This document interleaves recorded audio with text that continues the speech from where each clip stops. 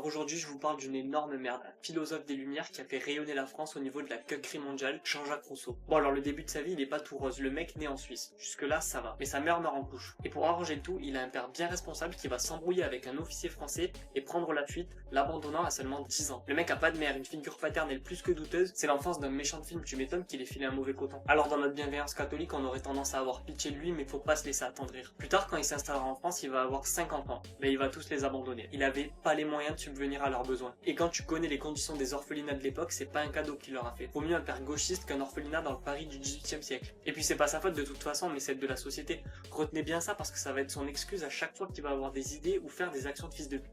Bon, et puis Rousseau, c'est surtout un insupportable moralisateur. Le mec est né avant la honte. Il va avoir le culot de sortir un livre qui parle de l'éducation des enfants, où il prône une éducation douce et aimante. Même pour ses collègues socialistes de l'époque, c'est trop et il va être vivement critiqué par des gars comme Voltaire ou Diderot. D'ailleurs, c'est durant un trajet à Vincennes pour aller voir Diderot qu'il va lire un livre et avoir une illumination. À partir de là, il va se mettre à clamer partout que la science, le progrès et la civilisation ne servent pas à élever la société, mais plutôt à corrompre l'homme. Il va développer ses théories dans son discours sur les sciences et les arts. Bon, en gros, le mec n'apporte pas de réelle solution si ce n'est que c'était mieux avant. En résumé, s'enfiler dans des grottes, manger sa viande crue et faire des sacrifices humains, ça permet à l'homme de se rapprocher de la nature. Et faire des statues, peindre et apprendre à lire, c'est de la merde qui corrompt. C'est une idéologie de bobo et de hippie qu'on retrouve aujourd'hui à base de mère nature, new age et néopaganisme de merde. Une critique du bien, du beau et du fort pour le remplacer par un égalitarisme à la con. Le mec va pas s'arrêter là et en remettre une couche avec son discours sur l'origine et les fondements de l'inégalité parmi les hommes. En gros, le mec explique qu'à l'état de nature, l'homme est bon et que les différences physiques ne créent pas d'inégalité. Bon, ça sert à rien de développer plus tellement c'est de la merde, c'est soit de la naïveté, soit de l'hypocrisie. Après ça, il va encore se manger des critiques de ses potes des Lumières et c'est là qu'il va commencer à devenir complètement parano. Il pense que tout le monde lui en veut et cherche à lui nuire. On a juste eu le malheur de faire croire à ce mec que ses idées pouvaient être entendues. Puis à la moindre critique, le mec a une réaction de giga merde et se met à bouder dans son coin. Du coup, il va finir sa vie avec sa femme Thérèse. Oui, vous savez, la mère indigne qui a abandonné ses enfants. Malgré tout, Rousseau réussira quand même à faire des dégâts puisqu'après sa mort en 1778,